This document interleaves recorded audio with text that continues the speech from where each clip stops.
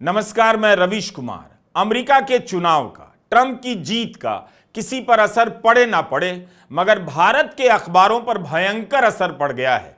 उनकी headline Trump से भी ज्यादा उछल कूद मचा रही है। भारतीय अखबारों के इस उत्साह को देखते हुए मुझे लगता है ट्रंप भारत में भी चुनाव जीत गए हैं। भारतीय अखबारों में आखिर इतना हर्षोल्लास क्यों है?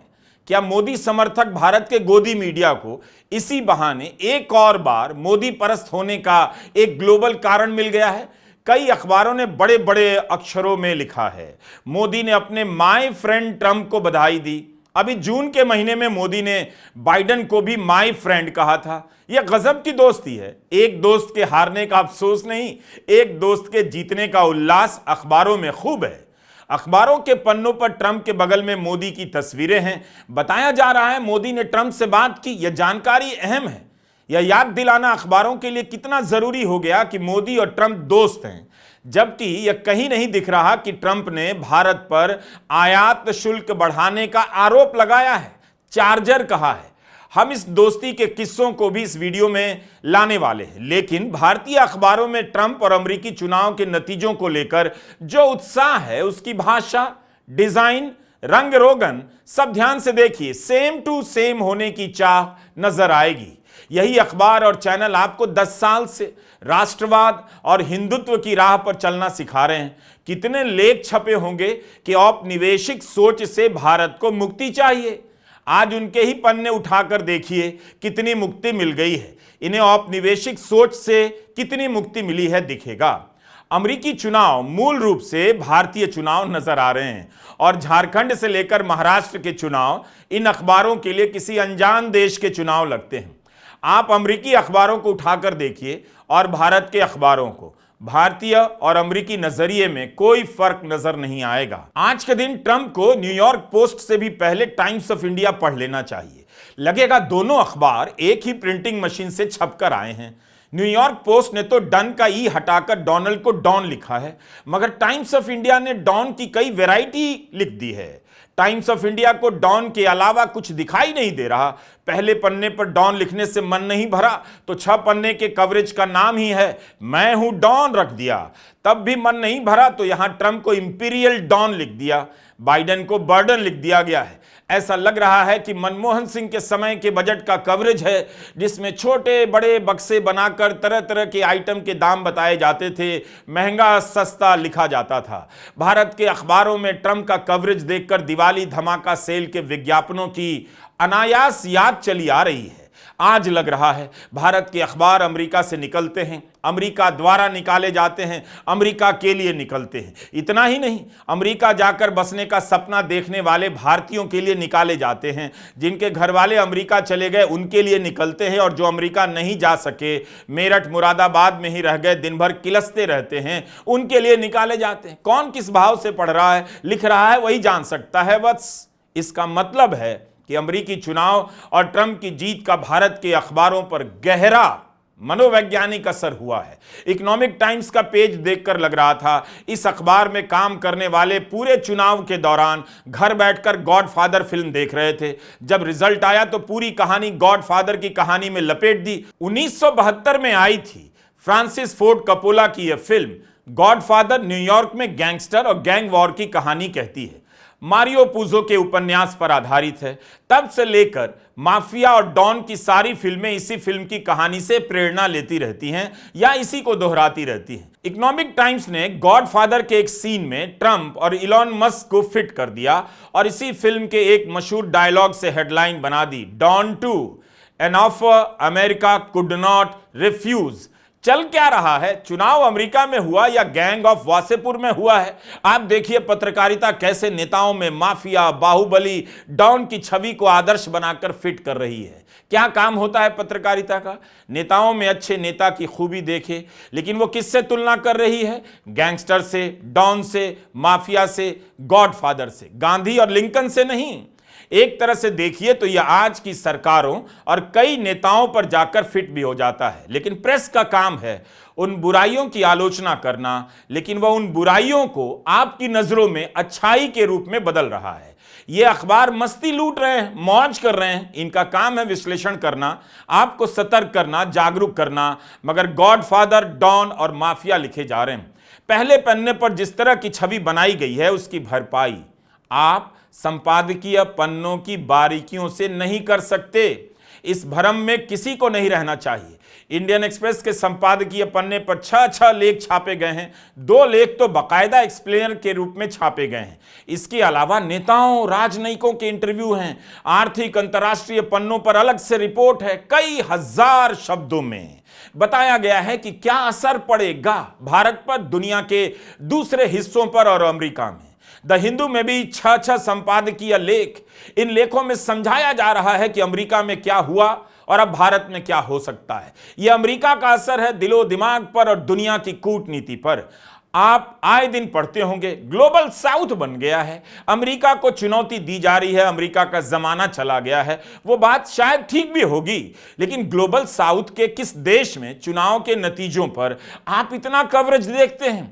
ब्रिक्स से लेकर ट्रिक्स के किस सदस्य देश के चुने जाने या हार जाने से भारत के संबंधों पर आपने इतना लेख देखा है? दुनिया में भले ही सत्ता के नए नए केंद्र बन गए हैं, बताए जा रहे हैं, लेकिन आज आप अपने शहर के किसी भी अखबार को उठाकर देखिए, पता चलेगा कि इन तमाम केंद्रों में सबसे बड़ा केंद्र आज भी अमेरिका है।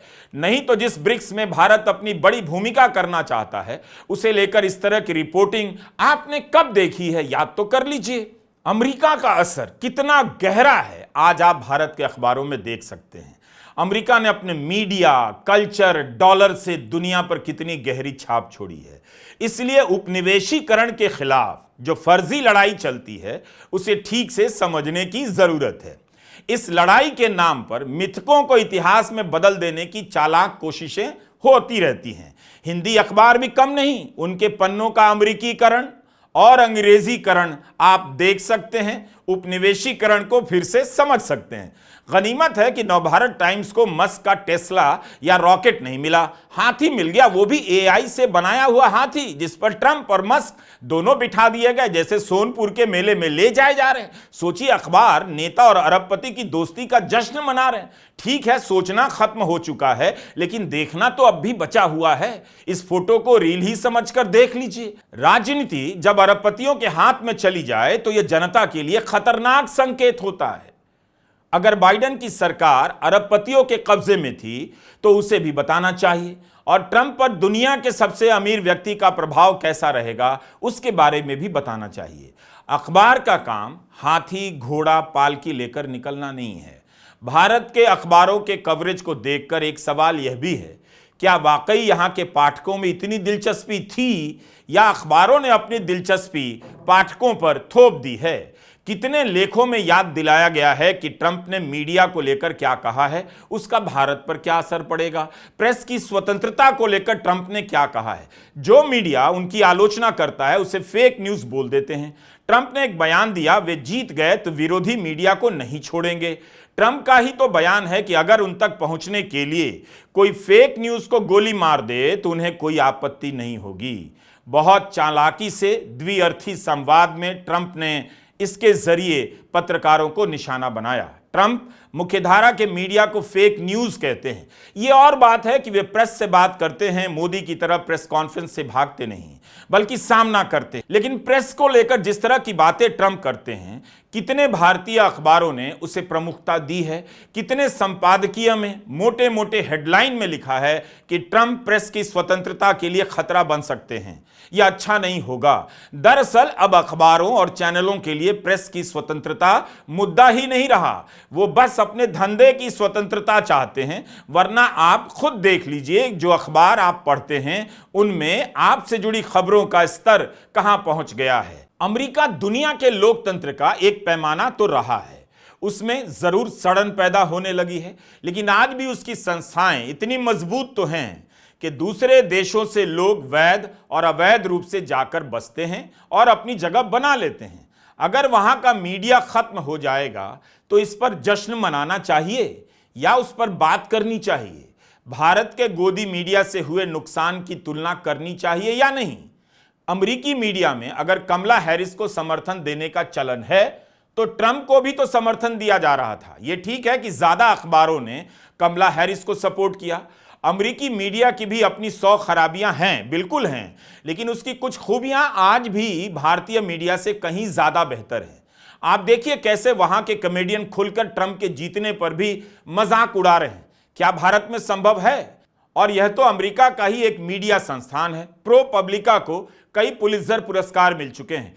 ट्रंप की जीत के बाद इसने लिखा है कि अब इसकी प्राथमिकता क्या होगी या कैसे अपनी पत्रकारिता को धार देगा। प्रो पब्लिका ने लिखा है कि 2008 से हमने राष्ट्रपति के हर चुनाव के बाद एक ही काम किया है, वही अब भी करेंगे। हमारे रिपोर्टर नई सरकार की नीतियों को लेकर बेसिक सवाल पूछते रहेंगे। इन नीतियों का लाभ किसे मिलेगा, इन नीतियों से नुकसान किसे होगा, जो फैसले होंगे उनका असर लोगों पर कैसे पड़ेगा, पूछते रहेंगे। इसकी वेबसाइट पर अपने पाठकों को बताया गया है कि ट्रंप के दूसरे कार्यकाल में आप प्रो पब्लिका से क्या उम्मीद कर सकते हैं। डेमोक्रेट और लिबरल झुकाव की पत्रिका करंट अफेयर्स ने एक ट्वीट किया है। लिखा है कि हम अटलांटिक जैसी पत्रिका से बहुत छोटे हैं, पर हम आपको लगातार बेहतर एनालिसिस देते हैं ताकि आपको पता चल सके दुनिया में असल में क्या चल रहा है। आने वाले 4 साल मुश्किल होने वाले हैं, हमें आपकी जरूरत है। पत्रिका ने पाठकों से सब्सक्राइब करने की गुजारिश की है। क्या भारत का कोई मीडिया, कोई चैनल, कोई अखबार इस तरह की बात किसी के जीतने के बाद कर सकता है? भारत के मीडिया से सावधान रहा कीजिए। देखिए कि आपके इलाके में क्या हो रहा है, उन खबरों को किस तरह से छापा जा रहा है। आज का मीडिया हमेशा मौका खोजता है ताकि वह अपने गुनाहों पर पर्दा डाल सके, किसी को पता ना चले कि मीडिया में अब पत्रकारिता नहीं होती। इसलिए ट्रंप जीत गए, मोदी जीत गए तो मोदी की जीत की बारात निकालता है और ट्रंप की जीत की बारात निकालता है। फिर उस बारात में नाचते नाचते अपने घर से निकलकर दूसरे के मोहल्ले में पहुंच जाता है। दुनिया के किसी भी देश में नागरिकों के अधिकार कम किए जा रहे हैं, सारी दुनिया में हो रहे हैं। इस काम में मीडिया भी अब कॉरपोरेट और सरकार का दोस्त बन गया है।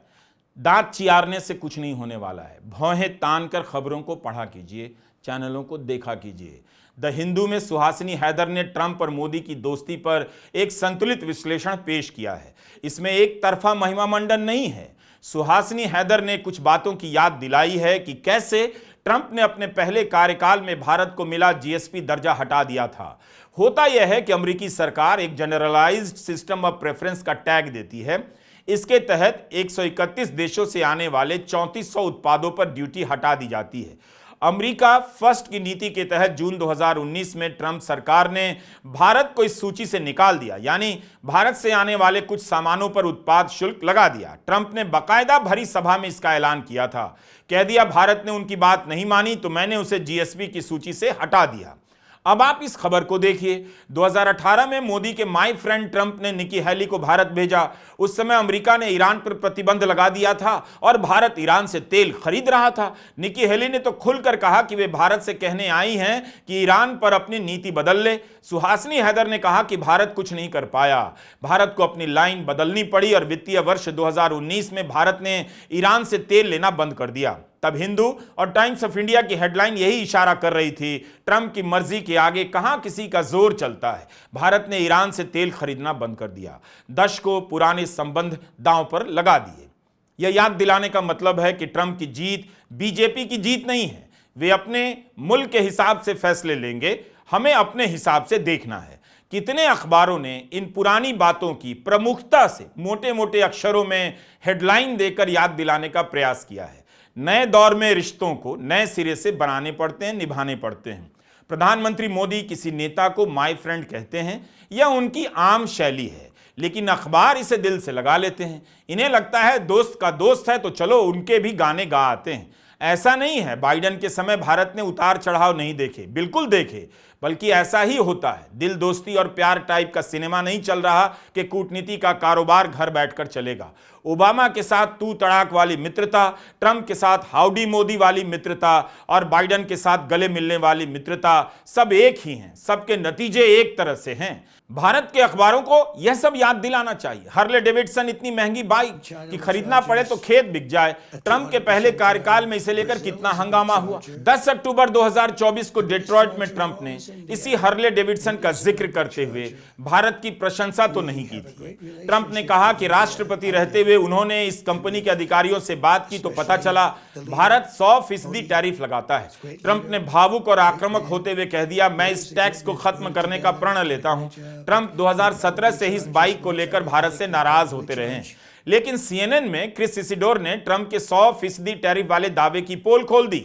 उन्होंने बताया कि 2011 से ही भारत में हार्ले डेविडसन का प्लांट है, इसलिए भारत में जितनी भी हार्ले डेविडसन बाइक बनती है या बेची जाती है उस पर कोई आयात शुल्क नहीं लगता, क्योंकि यह भारत में ही बनाई जा रही है। कुछ पार्ट जरूर अमेरिका में तैयार होता है जिन्हें भारत में आयात किया जाता है। भारत के कितने अखबारों ने इसे प्रमुखता से छापा कि ट्रंप ने भारत को लेकर सही बोला या नहीं।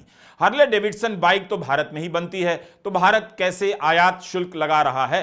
किसी अखबार ने आपको याद दिलाया कि ट्रंप ने अपने पहले कार्यकाल में कश्मीर को लेकर क्या बयान दिया था। अचानक ही कह दिया मोदी ने उनसे कश्मीर का मसला सुलझाने के लिए कहा है और वे सुलझा सकते हैं। भारत में इस बात पर हंगामा मच गया कि कश्मीर के मामले में तीसरी शक्ति कैसे दखल दे सकती है। ट्रंप ने इस चुनाव में भी इस बात को दोहराया, बस कश्मीर का नाम नहीं लिया।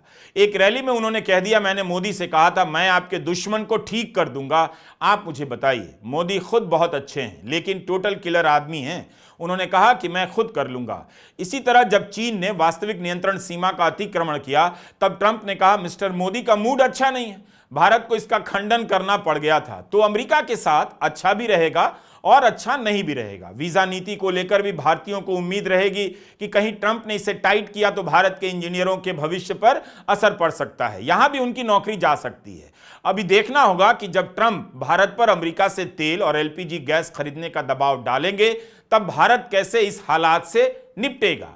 डॉलर और मजबूत हुआ तो जाहिर है रुपया और कमजोर होगा, उसका भारत के आयात निर्यात के बजट पर क्या असर पड़ेगा देखना बाकी है। अमेरिका में भारतीय अवैध घुसपैठिया बनाकर जा रहे हैं बनकर। अमेरिका ने इसे वापस करना शुरू कर दिया है और भारत ने स्वीकार करना भी शुरू कर दिया है। अमेरिका में भारतीय अवैध घुसपैठिया बनकर जा रहे हैं, अमेरिका ने वापस करना शुरू भी कर दिया है और भारत स्वीकार भी कर रहा है। ट्रंप ने कहा कि दुनिया भर से अमेरिका में आए 1 करोड़ घुसपैठियों को निकालेंगे। आप इस पर हमारा वीडियो देखिएगा, विस्तार से उसमें बात की गई है। इन सब बातों को लेकर अभी काफी उथल पुथल रहने वाला है। तो कुल मिलाकर विदेश विभाग के राजनयिकों के लिए कुछ खास नहीं बदलता है। उनके लिए हर दिन एक नया दिन होने जा रहा है। उनके लिए वास्तविकता उस तरह से नहीं बदली है जैसे भारत के अखबारों में ट्रंप के कवरेज को देखकर लगता है। मूल बात है कि लोकतंत्र और उसमें एक नागरिक के रूप में आपका दोनों का भविष्य अभी और मुश्किल दौर से गुजरने वाला है। ट्रंप ने जिस भाषा को राजनीति में स्थापित किया है, अमेरिका के लोगों ने जिस भाषा को अपनाया है, उसी तरह की भाषा भारत की राजनीति में स्थापित की जा रही है। रोटी लूटी जाएगी, बेटी लूट ली जाएगी, इस राजनीति से आपके बच्चों का कितना भला हुआ? वे दंगाई बन गए या डॉक्टर बन गए, कभी इसका हिसाब कीजिएगा। आप अखबार वालों को ट्रंप और हैरिस के कार्टून बनाने दीजिए, अपनी चिंता कीजिए कहीं आपकी जिंदगी कार्टून बनकर ना रह जाए। नमस्कार, मैं रवीश कुमार।